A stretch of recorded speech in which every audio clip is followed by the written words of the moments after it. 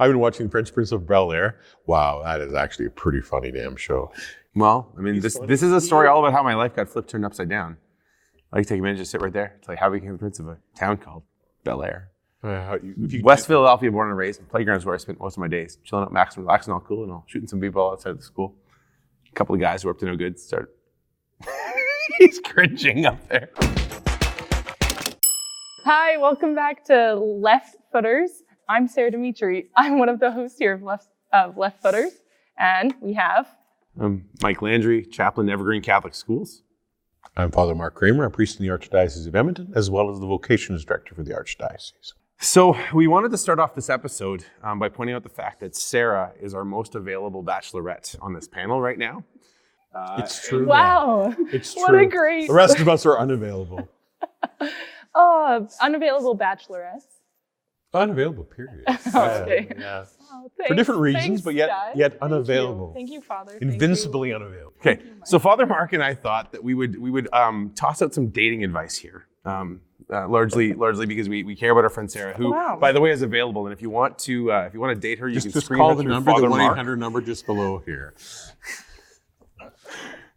Okay, I see where you're going. Okay, go for it.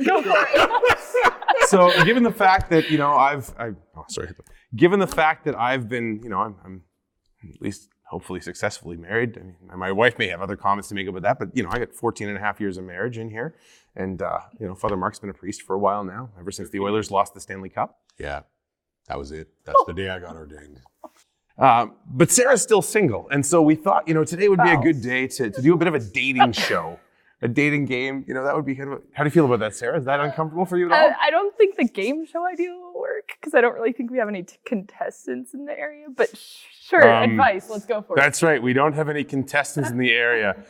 Matt, send the contestants away. Get ready for a bachelorette like we've never had before. I have an awkward... I genuinely, I'll take whatever dating advice. He's trying to tell you he has an awkward thing to say. I don't know what it could be. He's not been awkward so far. I'm never awkward. Okay, I'm always awkward. All right, so among my awkward dating stories from back in the day was when I was in high school, I dated this wonderful girl, and she read a book called I Kissed Dating Goodbye, and then did, which was not so great for me. And I Kissed Dating Goodbye was a really big deal, kind of late 90s, early 2000s. And the author wrote another book. It was called Boy Meets Girl. It was all about courtship. And it was kind of part of this movement in Christian denominations, and the Catholic Church kind of jumped on board with it, that was meant to try and get our young people, which in case was me at the time, to treat dating differently than the world did. And it almost made this big promise that if you did what these books said to do, you dated properly, well, then you'd end up, marrying somebody really good looking and having a happy marriage your whole life, and everything would be wonderful. Are you serious? The more you read this book, the more you follow it, the more good looking your wife would be, or your husband. I don't know that book specifically said this, but this was kind of... The culture? It's like the prosperity gospel, but for dating. Right? If you take the prosperity gospel, you do the right thing, and then God will reward you in this life and in the life to come. Just like the dating gospel. Yes, which is what we want to give Sarah today, is the dating gospel, right? I don't know. The way you're talking about the dating gospel now, it sounds like a bad thing. Was it what, did he quote Jesus about dating? Did he all the advice Jesus gives about dating? Which I believe is pretty much zero. He talks about marriage, but not dating so much, maybe. Well, it was, I think his particular story was born from an understandable frustration with what he saw going on with his peers in dating, and people casually dating and hooking up, and hearts broken and pregnancies, and and all the things that kind of come with that. I think there was a good motivation that came there, but at the same time, there was this promise that if you do this, you'll get this. And what's interesting is if you jump onto social media now, you can find people's feedback about, they're much older than you and single, and they never found that really good looking guy or girl, or, they got in some relationship and it was awful, and, abuse, what manipulation, whatever else might have been involved, but it didn't turn out the way they thought it was going to. And I don't know, I think it's symptomatic of something much deeper in our culture, where we want to do the right thing, provided that the right thing gives us something good afterwards. I know this is hard to imagine, but I was really awkward when I was 17. I'm shocked. So shocked. is blowing me away. I feel like they're mocking me. Do you feel like them? No, just acknowledging the truth. Yeah, go on. So I was super awkward when I was 17, 18, and the relationship ended, and I wished her well, and I wish her well, and I've come across her, and she's very happily married to another guy named Mike, ironically. Go figure. So you got the name down, Pat. You know that, is that on the list? You have to make sure you get the right name of whom you're going to marry, because that would certainly help. That makes the dating game so much easier. You just go to the one name on the list. It gets better. Her name was Jen. That, by the way, that's the name of his wife. Yeah. It all worked out in the end. I mean, I married an incredibly wonderful woman who is amazing and beautiful. And I suppose, but not because I followed the rules from the book, because I certainly didn't. I hated the book. In fact, I came across another book that somebody had written in response to it called I Gave Dating a Chance. And I started pushing that book like crazy because I'm like, hey, this is the way it's supposed to be. Actually wanted to write a book called I Kissed Dating Goodbye, Goodbye. But, that never happened. Okay. So the advice. Well, I think like most things, I don't know that it was inherently bad on its own. I think what made it problematic was the attitude that came with it. That all of a sudden, there was no room. You come across some nice guy or nice girl that you find attractive or something like that. Well, I can't go on a date if I'm not literally ready to get married next week. Because I'll be honest, as the married guy on the panel, and I still don't know if I'm ready to be married when it comes down to it. And my wife would probably tell you he probably wasn't, but it was sort of this. It kind of came with this mentality that you have to toss the whole thing out. You got to get rid of everything, and it's not just get rid of the unhealthy parts, not get rid of the lack of, There is a Christian teaching on purity. There are things that Jesus said and that St. Paul writes about what's expected of us as far as purity goes. John Paul II, Theology of the Body, writes extensively about don't look at a woman with adultery in your heart, because you don't look at a woman with lust in your heart, or else you're committing adultery with her. That's the right way. Adultery is the more serious version of that. Lust is just the beginning. Adultery is the next step. You look at her in adultery in your eyes. Don't know what that would look like. It's probably restricted. He would know. No, I'm joking. Sorry. To be fair, I think most men and women would know what we're talking about. They may not know the words for it, but they get it. Can I ask you a question about the book? Yes. So the book was more Christian than Catholic. Absolutely. Which is like evangelical. Yeah. But do you think because of that there was like a greater culture that came with the book? Not to sound too like I know everything I'm talking about, but if you look back on what was going on 40 and 50 years ago in our culture as a whole, you kind of had the sexual revolution, which is we're going to do whatever we want. We're going to kind of try and free ourselves from the bonds of Christian repression that have stopped us from doing whatever we want with whomever we want, however we want. And purity culture as a whole, and this book was, like I say, it was a piece of it. Purity culture as a whole was sort of the evangelical response to the sexual revolution was, we need to teach our young people not to do what they're seeing on TV, in movies, wherever else it might be. And but not why. Never teach them why. Again, it's hard to paint that whole thing with a brush, because there were very well-meaning pastors, and I even think the author of I Kissed Dating Goodbye, I think he meant well when he wrote it. They're trying to save people from heartbreak and pregnancy and all the, But our response within the Catholic tradition was an unintentional thing by a man who eventually became Pope in the theology of the body, or things he did before. His response was just a deeper response. It didn't give rules necessarily, but talked about what it meant to be a human person and love and responsibility and doing that. So I think his response is the deeper response against the sexual revolution. But I get what you're saying. Some of the rules seem okay, like don't date until you're older, don't date until you're open to the idea of marriage or you're searching. And they seem like, that's a reasonable kind of thing. Doesn't mean it's the perfect, doesn't mean it holds all the time.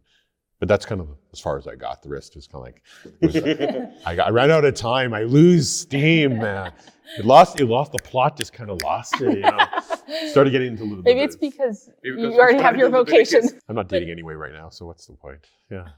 I can see why. Whoa, hang on. Did you just catch the statement he just made?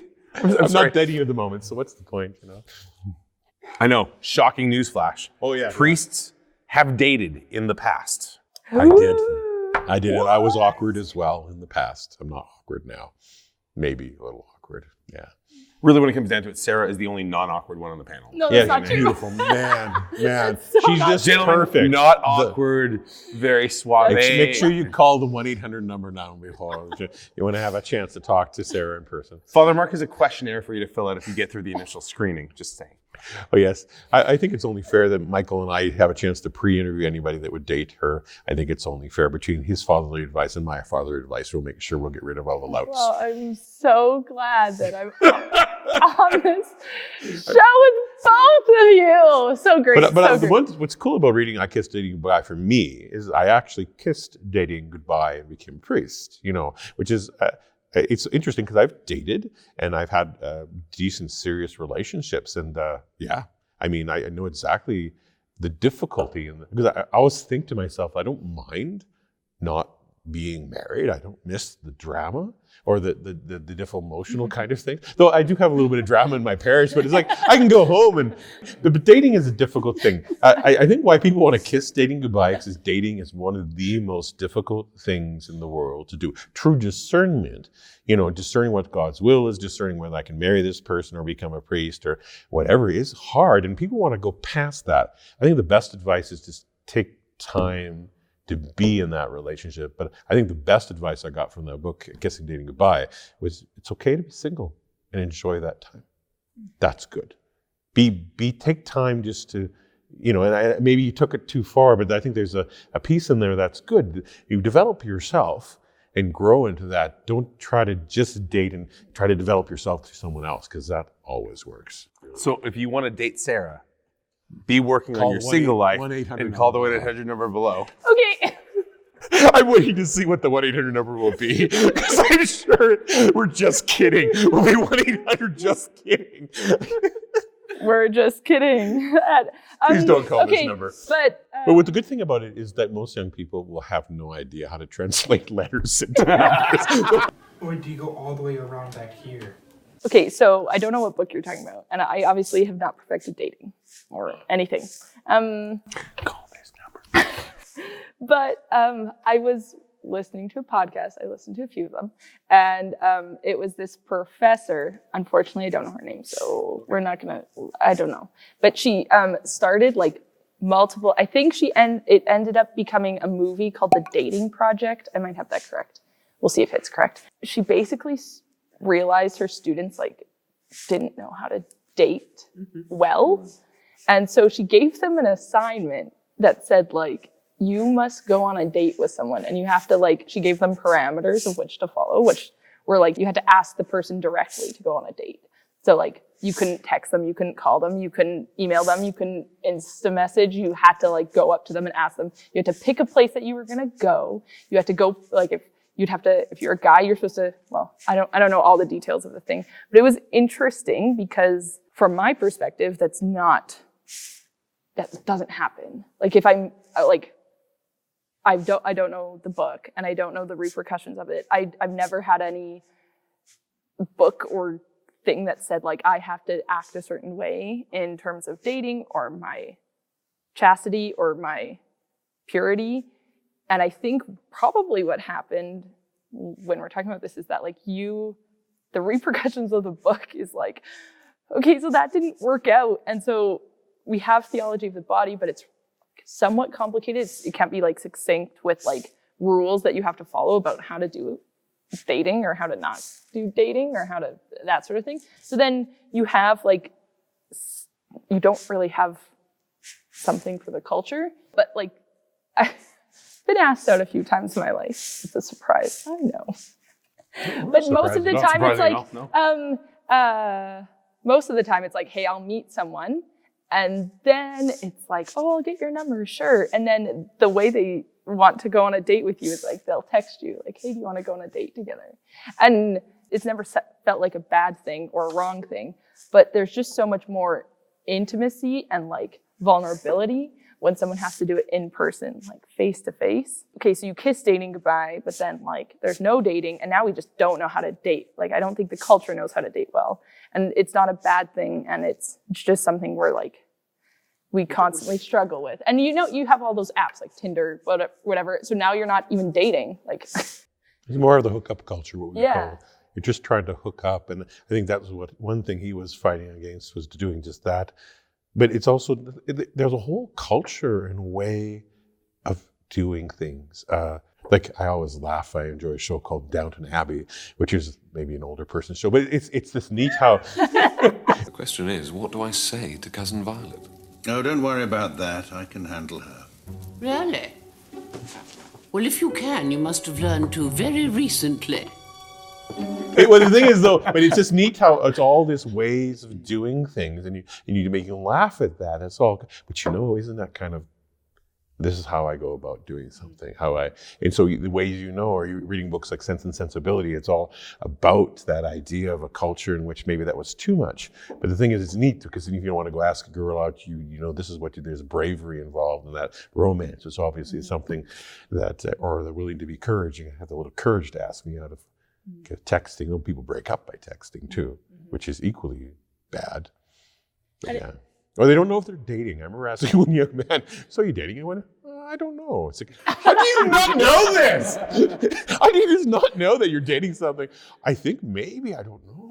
So true, though. But that's the crux of the problem. And you get that all the time in schools or I think young people, You've always had junior high relationships, right? Yeah. It's like, we're dating, which means, we sit beside each other and share our lunches. Like that's what it is. And then, it kind of, it evolves. But the scary thing is the way it's evolved at this point in our culture is that I don't suppose it's that different than when I was in high school 20 years ago, but it's evolved to, they're trying to mimic what they perceive or what they think everybody else is doing or what everybody else should be doing. And so, whether it's Tinder or what they caught on whatever Netflix show that they're watching, it becomes more about sex than about romance. And so, there's little things. I wish I could remember the name of the movie, but I believe it's a Robert De Niro movie where, he's a gangster, but he's teaching his young apprentice, about how you treat a girl. And he's like, so you open the door for her, for the car, but you leave your car door locked, because this is back before you're using fobs to unlock doors. And he said, the test of whether or not she's a keeper is whether she unlocks the door for you before you get around to the other side of the car. And if she doesn't, you don't go out with her again. But if she doesn't reach over, lift up that button for you so you can get in, dump her. Just like that? Listen to me, kid. If she doesn't reach over and lift up that button for you so you can get in, that means she's a selfish broad, and all you're seeing is the tip of the iceberg. You dump her, and you dump her fast. Yeah, what about all the beautiful things you just told me, though? Do what my heart tells me to do. It's all that matters. Find someone to pull into myself. Hey, this could be one of the great ones. Bullshit, kid. The door test, that's what counts.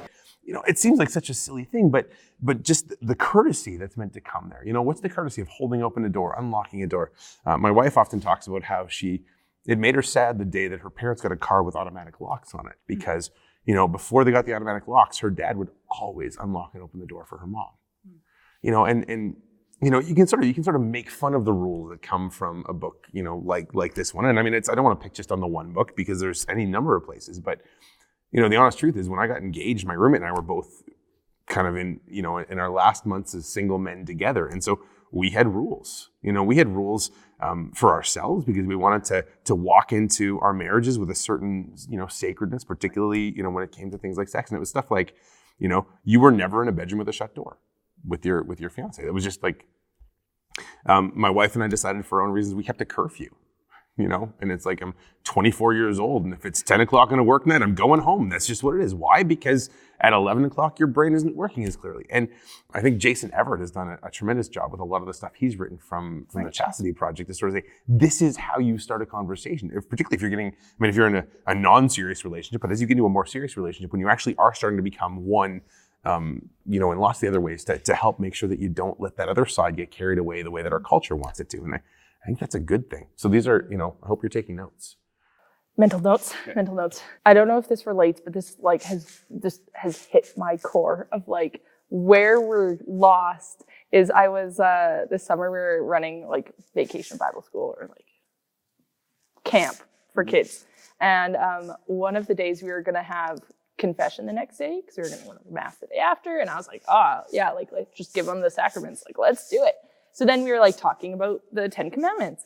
And so, as you can imagine, it was as awkward as possible when you're talking to 11 to 15-year-olds about certain commandments. They have a really hard time with stealing, I understand. Yes. Yeah, so fornication comes up, and somehow whatever happens, and one of the little girls asks, just like so innocent, and like from a very Catholic culture, but like not like, I don't think she's like being shunned from external things. And she says, "Wait, you mean it's not okay to sleep with someone before you get married?" 11-year-old. 11-year-old. And like, not surprising. It's just like everywhere, you know, like this 11-year-old was like, and whether she knew what sleeping actually meant, like if she's been taught like what appropriately has been taught to her, but she just knew, like, she thought that was totally okay. Like there was nothing wrong with sleeping with someone before you get married, and nothing wrong with, and I was just like, oh man. You know, I think what it is that we need to have those kinds of conversations with our children in a very real and good way. Mm-hmm. I was listening to one particular podcast, and the person he was interviewing was used to do this for Planned Parenthood, I think it was, and then did it in the United States, but then did it a lot. And she was realizing that when she was doing a lot of these presentations to children and teens, it's very similar to grooming, by making you feel very comfortable with all these terms, with everything. So you're totally comfortable in normalizing every sexual behavior instead of having a conversation that it's okay, you know, not and taking the time to the age of the child and wanting to take the time to help them to understand what it means to be a sexual person. Because once you normalize it, then they feel bad when they're not doing it. But it's definitely something that we got to be better about this, because we have a whole generation of people who just don't know how to deal with this and are just reacting instead of the healing goodness that come. So I think in a lot of ways we're on the second or third generation of people who don't know how to do it. And it's magnified because of the instantaneous communications and, but you know, I feel a huge responsibility as somebody who has been working with young people, but you know, even, and especially with my own kids, about how do you teach them what it means to be human? You know, and I think in a lot of ways our culture almost deifies sex. Like this is the be all and end all of what it means to be human. So if you're not, then there's something wrong with you. And you know, how do you find the balance between that level of indulgence and then you know what happened with the extremes of purity culture, where people were, you know, if you don't live up to this, you're totally shamed. I mean, because reality is we all fall short. No, but the problem with that is both of those are extremes. It's finding it's a philosophical term from Aristotle. It's the Aristotelian mean. It's finding that middle tension of living our lives between two important principles. But sometimes when we grab either one of those principles, what happens is we live our lives out of balance. We don't live truly human lives. We're going to be sexually attracted to people, and that's good and holy, but we also need to learn the practice of self-mastery, and always with that be attention. It's learning to live in the middle. I find that with playing a musical instrument like the cello, you have to learn to hold that bow and not hold it at the same time.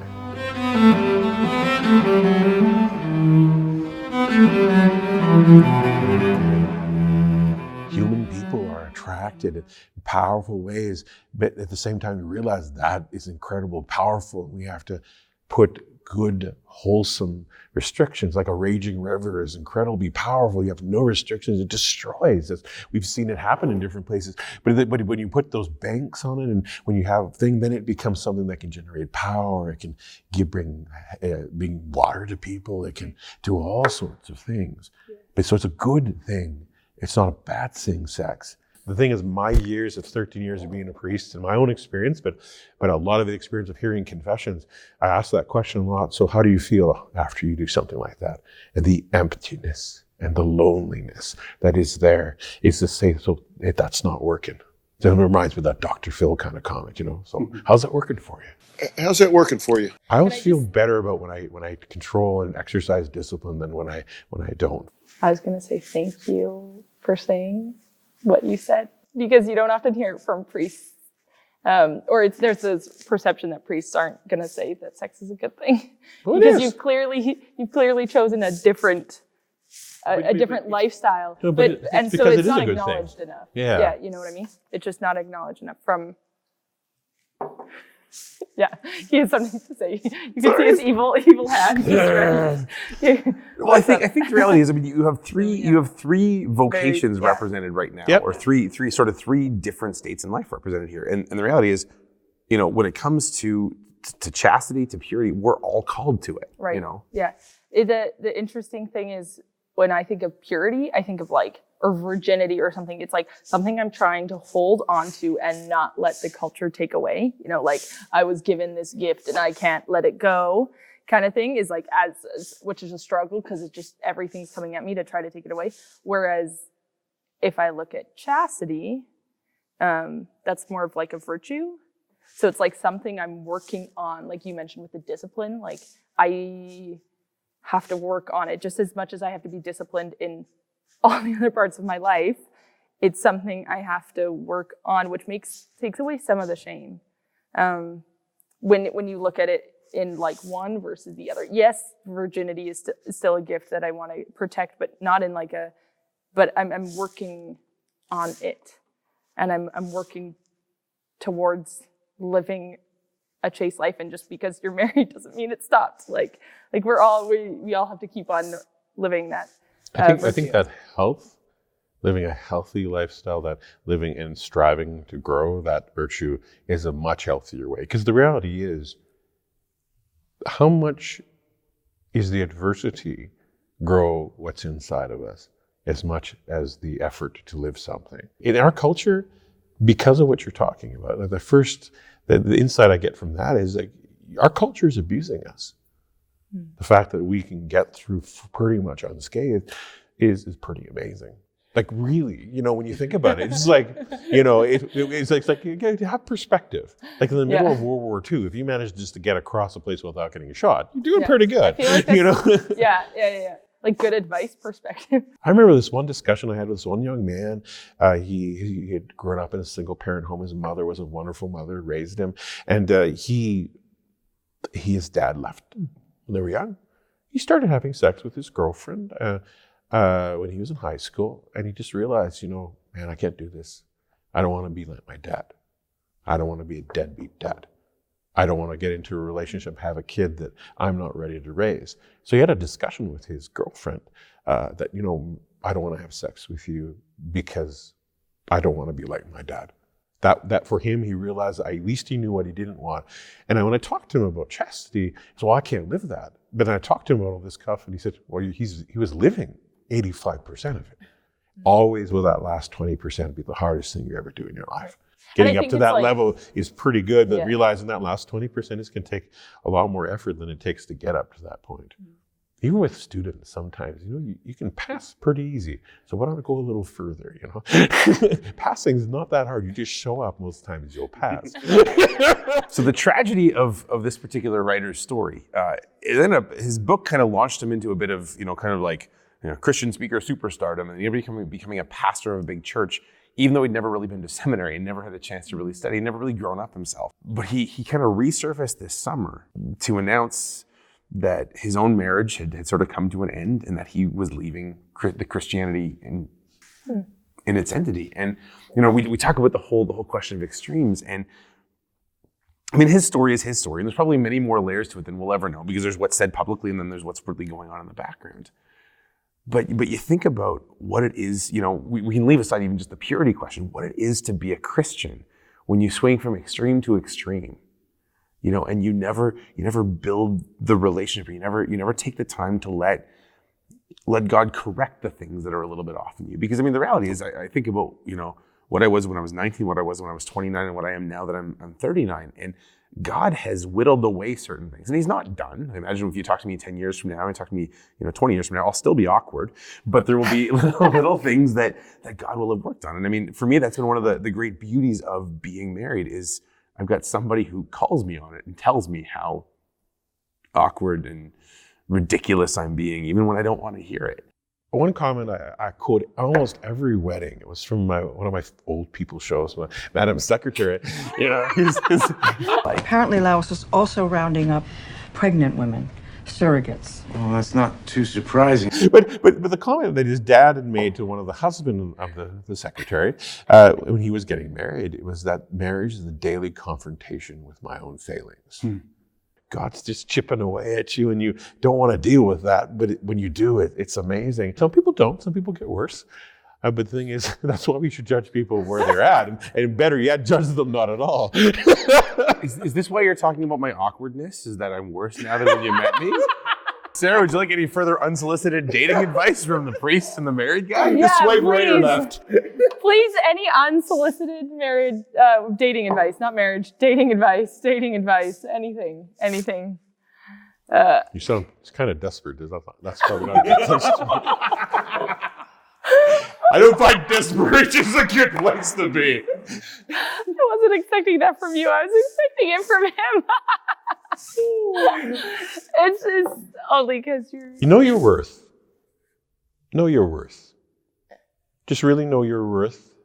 Imperfections that are there than all of us, but know your worth in the sight of God and don't settle. You know, don't just get married because you're afraid of being alone. Be open, grow yourself, and marriage will come or it won't. I find it's funny when we just kind of slow down and talk to God and try to live the gospel. It's amazing how things just happen. Better than if we try to control it. Yeah. Best dating advice I think I ever heard. Not that I ever practiced it, but best dating advice that I never did. Go for it. Mary Beth Bonacci, who was a huge chastity speaker in Catholic circles about 20 years ago. She's actually the first person who ever introduced me to the theology of the body. She used to always say dating is for dumping. Yeah. And this is, I mean, if you want to know the antidote to is not to kiss the whole thing goodbye. It's, for her it was when you realize you're dating somebody you could never marry, you dump them. You dump and you dump her fast. It doesn't matter if they're funny. It doesn't matter if you're, they're really attractive or really good looking or it's just really fun to be around them. Because there's something seductive about having somebody interested in you. Yeah. Even if you know it isn't good for you, there's something seductive. And I mean, you take what Father Mark just said about, know that you're worth something. Well, if I see a struggle in the lives of my students and the ones who end up compromising the most, it's because they haven't A, bought into what Father Mark just said, knowing that they're worth something, but B, they're not willing to do the dumping. And I wasn't. I mean, I was so excited to have somebody who was willing to give me some time. I got dumped a lot. And thank God they had the courage. The way you wouldn't have gotten the gem. Sorry. Thanks, Jen. It's okay, you can cry, Michael. But when you are dating is for dumping, because there's only one relationship that needs to not end as far as dating goes, and that's the one, if you're called to marriage, the one that you're eventually going to marry. And the rest of them, if you go on one date, you go on 10 dates. When you realize, punt them to the curb. Yep. Okay. And that's assuming they make it through the screening with Father Mark and I. Good. Thank you both for all your unsolicited very advice. Wonderful unsolicited advice. It was wonderful advice. Please, if we don't make it to the next episode, please pray for us. We've been beaten to death by Sarah. If not, if we have bruises on our face, that's why. Okay. That's the hashtag. Bye, everyone. Bye, everybody.